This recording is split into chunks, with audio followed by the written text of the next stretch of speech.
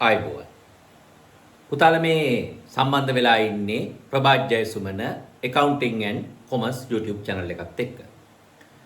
අපි උසස් පෙළ ගිණුම් කරණී පහුගිය විභාග ප්‍රශ්න පත්‍ර සාකච්ඡා කිරීමේ ක්‍රියාවලියේ ගිණුම් සමීකරණ අපි දැනට 2012, 13, 14, 15 කියන අවුරුදු වල ගිණුම් සමීකරණ ප්‍රශ්න සම්පූර්ණයෙන්ම සාකච්ඡා කරලා අවසන්.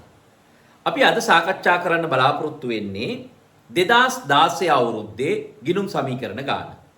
તો මේ 2016 අවුරුද්දේ තුන්වෙනි ප්‍රශ්නේ අපිට ඇවිල්ලා තියෙනවා. දෙවෙනි කොටසේ තුන්වෙනි ප්‍රශ්නේ ගිණුම් සමීකරණ ප්‍රශ්නයක්. අපි බලමු ඉස්සෙල්ලා මේ ප්‍රශ්නේ කියවලා තේරුම් ගන්න. ඊට පස්සේ අපි කොහොමද මේ ගානේ හදන්නේ කියන එක ගැන අපි බලමු. සමන් සිල්ලර වෙළඳ ව්‍යාපාරයක් පවත්වාගෙන යනු ලබයි.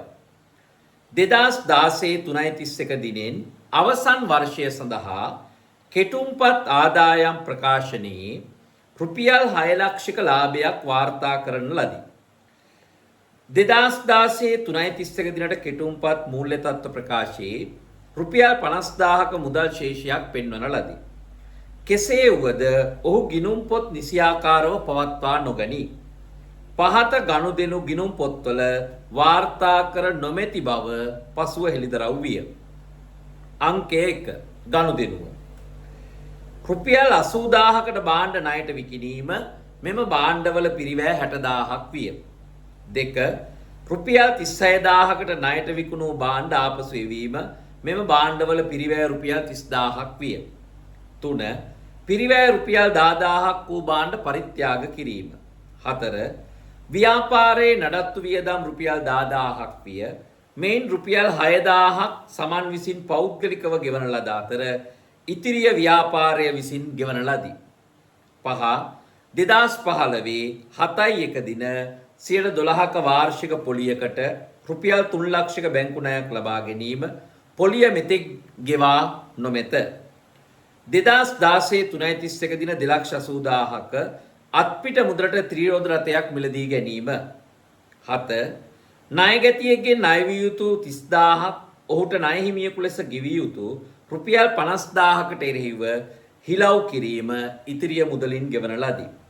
8 රුපියල් 12000ක් සමන්ගේ ජීවිත රක්ෂණ වාරිකය වෙනුවෙන් ගෙවා ඇත.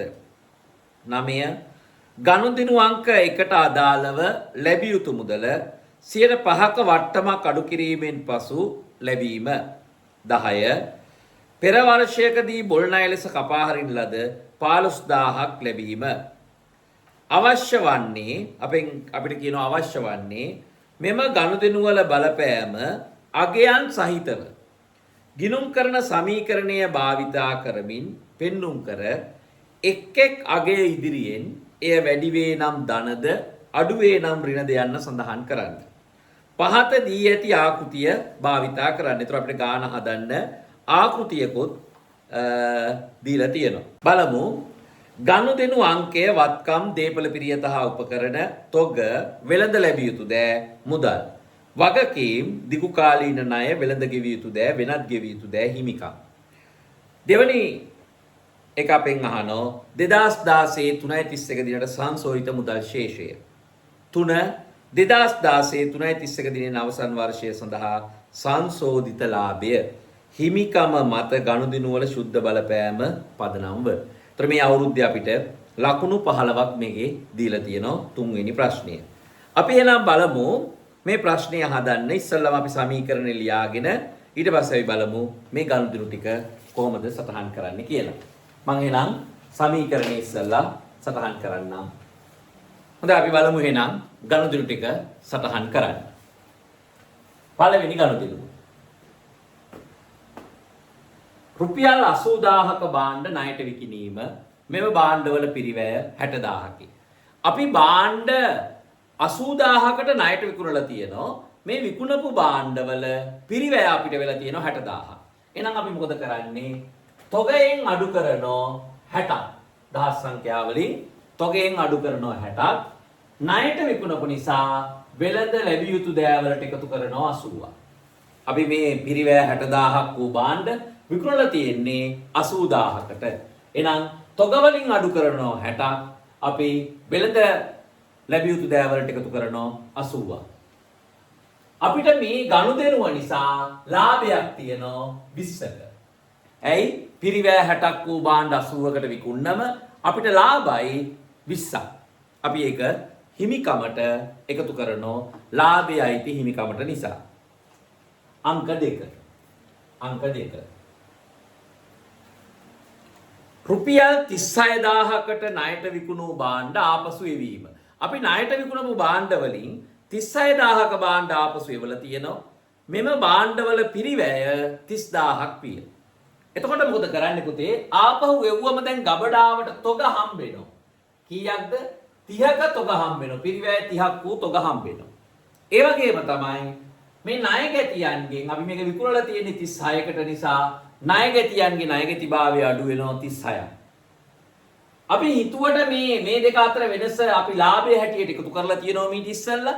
හැබැයි මේක ආපසු එවපු නිසා මේ භාණ්ඩ තොගේ ආපසු එවපු නිසා දැන් අපිට මේ ලාභය අයිති වෙන්නේ නැහැ.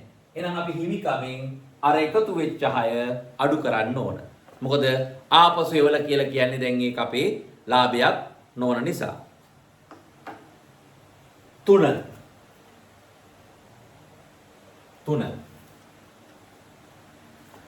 පිරිවැය 10000ක් වූ භාණ්ඩ පරිත්‍යාග කරා. පිරිවැය 10000ක් වෙච්ච භාණ්ඩ අපි පරිත්‍යාග කරලා තියෙනවා.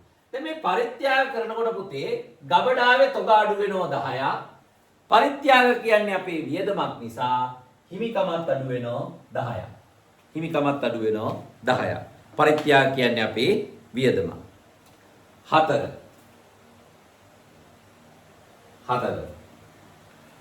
ව්‍යාපාරයේ නඩත්තු වියදම් රුපියල් 10000ක් විය. මෙයින් 6000ක් සමන් විසින් පෞද්ගලිකව ගෙවන ලද අතර ඉතිරිය ව්‍යාපාරය විසින් ගෙවන ලදී. මම මේක තේරෙන්න මෙන්න මෙහෙම ඔයාලට කොටස් වශයෙන් කරන්නම්. ව්‍යාපාරයේ නඩත්තු වියදම් 10000යි. එහෙනම් වියදම 10ක් නිසා හිමිකම අඩු වෙනවා 10ක්. මොකද වියදම 10ක් නම් ඒක කොහොම ගෙව්වත් ඒක අපේ වියදමක්. වියදම් කියලා කියන්නේ හිමිකම අඩු වෙන්න බලපානවා. මේන් 6ක් සමන් විසින් පෞද්ගලිකව ගෙව්වා. તો සමන් ගෙදර තියෙන සල්ලි ගෙනල්ලා තියෙනවා 6ක්. 6000ක්. ගෙනල්ලා 6000ක් ගෙවලා තියෙනවා. ඒතර අපි ඒක සලකන්නේ අමතර ප්‍රාග්ධනය හැටියට. එහෙනම් සමන්ගේ හිමිකම වැඩි වෙනවා අමතර ප්‍රාග්ධනය නිසා 6ක්. ඉතුරු 4 විතරයි, ඉතුරු 4000 විතරයි ව්‍යාපාරේ සල්ලි වලින් ගෙවලා තියෙන්නේ. එහෙනම් ව්‍යාපාරේ මුදල් අඩු වෙනවා 4ක්. වියදම වෙනස් වෙන්නේ නැහැ. වියදම 10මයි. වියදම් දරන්න අයිතිකරුගේ අයිතිය අඩු වෙනවා. එහෙනම් 10කින් අයිතිකරුගේ අයිතිය අඩු වුණා. ඒක හරි. ඒ 10 ගෙවන්නේ 10 වියදම ගෙවන්න සමන් ගෙදරින් ගෙනල්ලා තියෙනවා 6ක්. සමන් ගෙදරින් ගෙනාවම ඒක සමන්ගේ අමතර ප්‍රාග්ධනය නිසා සමන්ගේ හිමිකම වැඩි වෙනවා. ඒ වගේම ඉතුරු 4000 නැත්නම් ඉතුරු රුපියල් 4 ගෙවලා තියෙන ව්‍යාපාරයේ මුදලින්. එහෙනම් ව්‍යාපාරයේ මුදල් අඩු වෙනවා 4ක්. රුපියල් 300ක බැංකු ණයක් ලබා ගැනීම. 3 ලක්ෂයක දහස් සංඛ්‍යාවලින් කො 300ක බැංකු ණයක් ලබා ගැනීම. පොලිය මෙතෙක් ගෙවා නොමැත. එතකොට බැංකු ණයක් ලබා ගත්තම මුදල් වැඩි වෙනවා 300ක්. දිව් කාලීන ණය වැඩි වෙනවා 300ක්. අපි ඒක සටහන් කළා. දැන් පොලිය ගිණුම් ගත කරලා නැහැ. අපි ඒතර බලන්න ඕන 2015 7 ඉඳන් අපි මේ ගාන හදන්නේ 2016 3.31 දක්වා. So 2016 3.31. 2016 3.31. අපිට තේරෙනවා මෙතන තියෙනවා මාස 9ක්. මාස 9ක් තියෙනවා. එහෙනම් අපි මේ 300ට 100ට 12න් 9ක් බලන්න ඕන. අපිට එනවා පොලිය 27ක්. හැබැයි මේ පොලිය ගිණුම් ගත වෙලා නැහැ. එහෙනම් අපි මේ පොලිය ගිණුම් ගත කරන්න ඕන. ඒක වියදමක් නිසා අපි හිමිකමෙන් අඩු කරනවා. ඒ වගේම ගෙවල නැහැ, ගෙවිය යුතුයි. උපචිත ණය පොලි 27ක් තියෙනවා. උපචිත ණය පොලි 27ක් තියෙනවා. හොඳයි. අපි බලමු 6 වෙනි ගනුදෙනුව. 2016 3.31 දින 2,80,000කට අත්පිට මුදලට ත්‍රිරෝද රථයක් මිලදී ගැනීම. 6 වෙනි ගනුදෙනුව 2,80,000කට ත්‍රිරෝද රථයක් මිලදී ගැනීම. දේපල පිරියත හා උපකරණ වැඩි වෙනවා 280ක්. මුදල් අඩු වෙනවා 280ක්. මුදල් අඩු වෙනවා 280ක්. ඊළඟට 7 ණයගැතියෙකුගෙන් අයවිය යුතු 30ක්. ඔහුට ණය හිමියෙකු ලෙස ගෙවිය යුතු 50කට හිලව් කිරීම ඉතිරිය මුදලින් ගෙව්වා. දැන් අපි මේ කතා කරන ණයගැතියා සහ ණය හිමියා හිලව් කිරීම. එයාගේ ණයගැති භාවය තියෙනවා 30ක් අපි ඒක අඩු කරනවා. ඒ වගේම අපි මේ ණය හිමියට ගෙවන්න තියෙනවා 50ක් අපි ඒකත් අඩු කරනවා. ඒ 50න් 30ක් ණයගැති භාවයට හිලව් කරාම අපි තව අතින් ගෙවන්න ඕන 20ක්. අතින් ගෙවන්න ඕන 20ක්. 8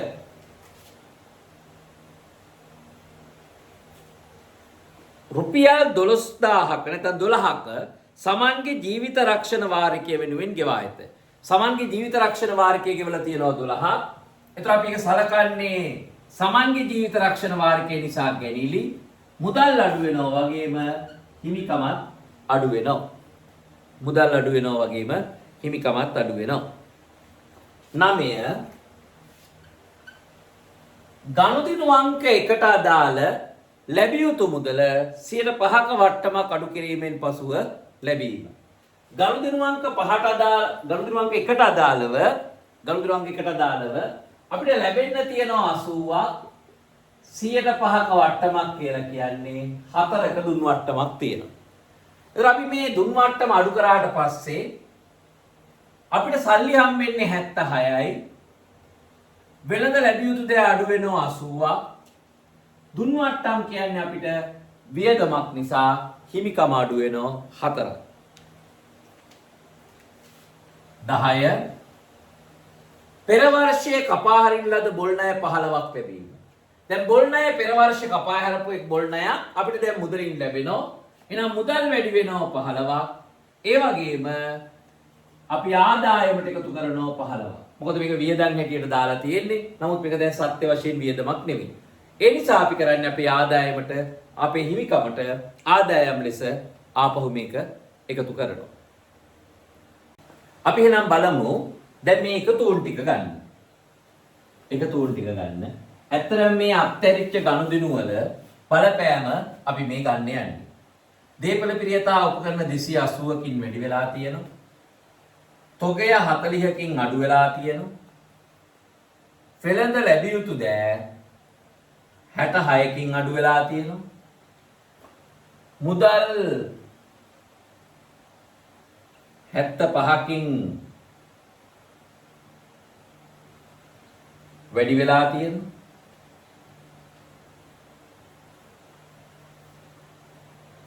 දිගු කාලීන ණය 300කින් වැඩි වෙලා තියෙනවා. වෙළඳ ගෙවිය යුතු දෑ 50කින් අඩු වෙලා තියෙනවා. වෙනත් ගෙවිය යුතු දෑ 27කින් වැඩි වෙලා තියෙනවා. අපි බලමු හිමිකමට ඇති කරපු බලපෑම. උදාහරණ කැල්කියුලේටර් තියෙන නිසා හදන්න ලේසි මේවා.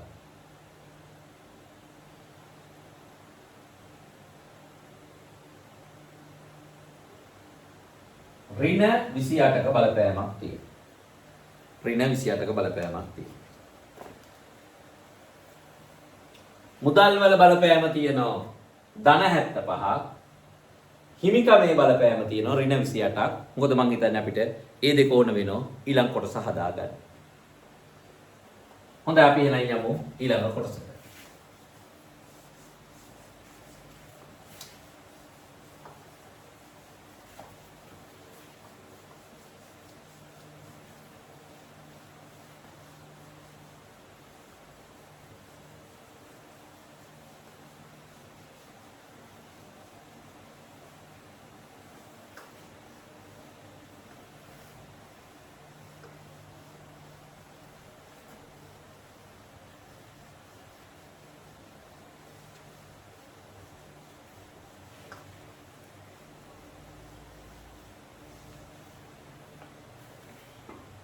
හොඳයි. අපෙන් අහන සංසෝහිත මුදල් ශේෂය.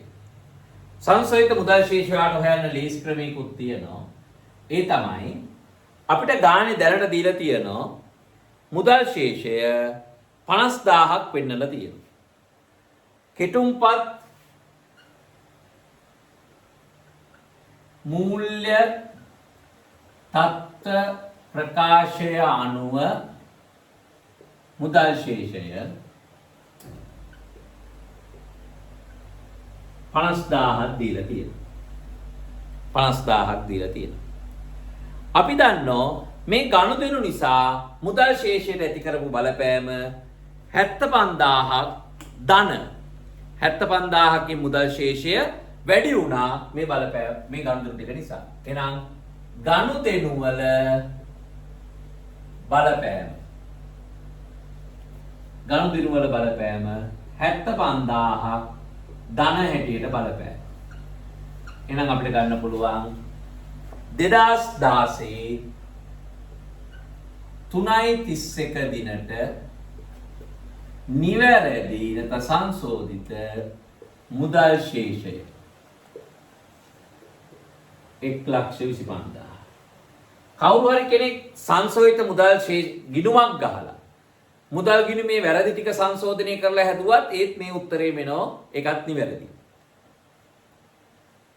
තුන්වෙනි එක අංක 3.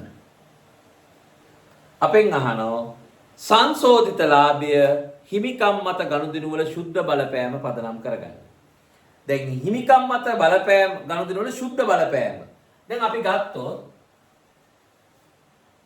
කෙටුම්පත් ලාභ ප්‍රකාශය අනුව ආදායම් ප්‍රකාශය අනුව ලාභයක් දීලා තියෙනවා. කෙටුම්පත් ආදායම් ප්‍රකාශය අනුව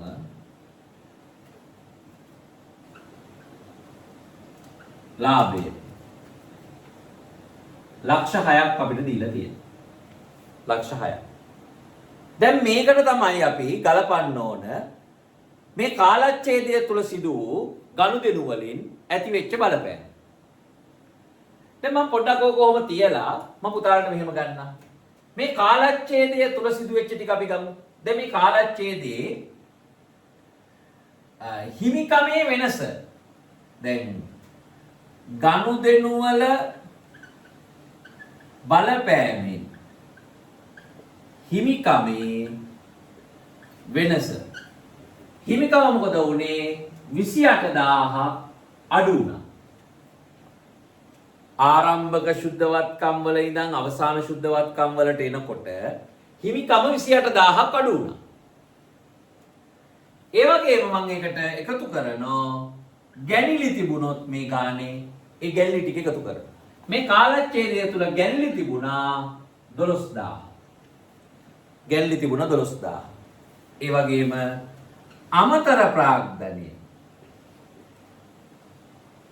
අමතර ප්‍රාග්ධනය අපි දැක්ක අර වියදම් දරද්දී සමන් විසින් පෞද්ගලිකව 6000ක් වියදම් දරුවා. එහෙනම් ඒ 6000 අපි ගන්නෝ අමතර ප්‍රාග්ධනය හැටියට.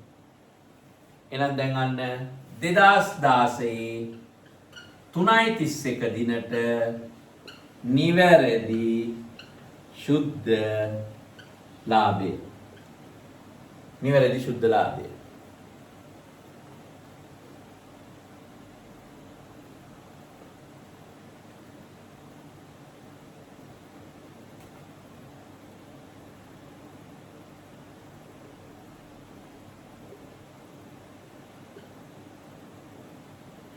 පන්ලක්ෂ 78,000ක් අපිට එනවා.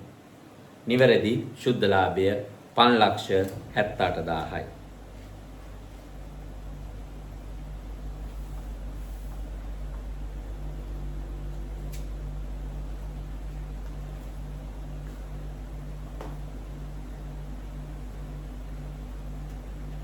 දැන් මෙන්න මේ කොටස කාට හරි කෙනෙකුට තේරුම් ගන්න ටිකක් අමාරු නම් මම තව විදියක් කියලා දෙන්නම් පුතාලට.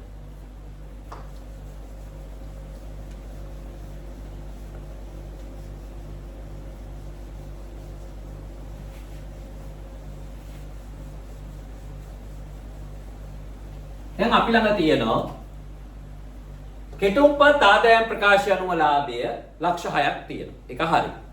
දැන් පුතාලට පුරුදු විදියක් තියෙනවනේ. මම පෙර වැඩ කියලා මෙතන ලියලා ඒක ලියන්නම්.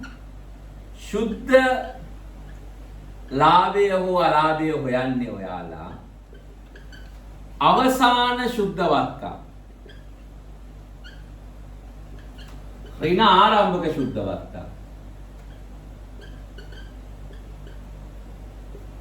ධන ගැනිලි ඍණ අමතර ප්‍රාග්ධය. කොහොමද අපි හදන්නේ ගන්න? ඕක තමයි අපිට හුරු ලාභය ගණනය කරන්න ලාභ සමීකරණය තුලින්. දැන් මම මෙතනදී මේ ගන්නේ අර අතෑරිච්ච ගනුදෙනු වලින් අත්හැරුණු මේ අත්හැරුණු ගනුදෙනු වල ලාභයට ඇති කළ බලපෑම මම මේ හොයන්නේ.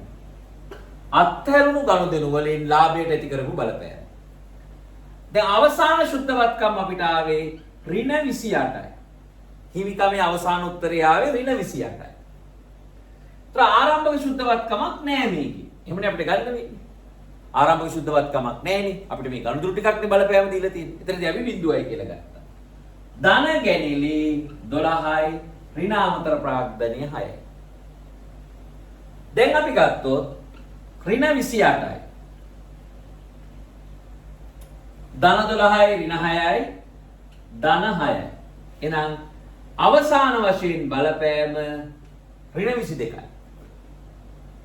එතන 22000. අන්න අපිට පුළුවන් දැන් ගලපන්න අත්හැරුණු ගනුදෙනු වල ලාභයේ බලපෑම. ලාභයට බලපාන්නේ කොහොමද? 22000ක් ඍණ හැටියට. 22000ක් ඍණ හැටියට. එහෙනම් 5,78,000ක නිවැරදි ලාභයක් තියෙනවා. නිවැරදි ලාභයක් තියෙනවා.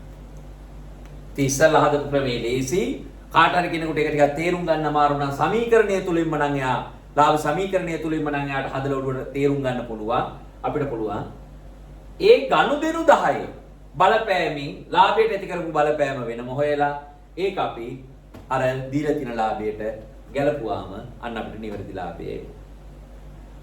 මම හිතනවා පුතාලට 2016 ගිණුම් සමීකරණ ගානේ සම්පූර්ණයෙන්ම අපි ඔන්න සාකච්ඡා කරලා අවසන්. ඉතින් පුතාලට මොනවා හරි ගැටලු තියෙනවා නම් මට WhatsApp කරන්න. අපිට තවදුරටත් ඒ ගැන සාකච්ඡා කරන්න පුළුවන්. එහෙනම් නැවත අපි මම හිතන අපිට ඊළඟට තියෙන්නේ 2017 සමීකරණ ගාන 2017 සමීකරණ ගානේ නැවත අපි එනම් මුණ ගැහෙමු. සියලු දෙනාටම සුබ දවසක්.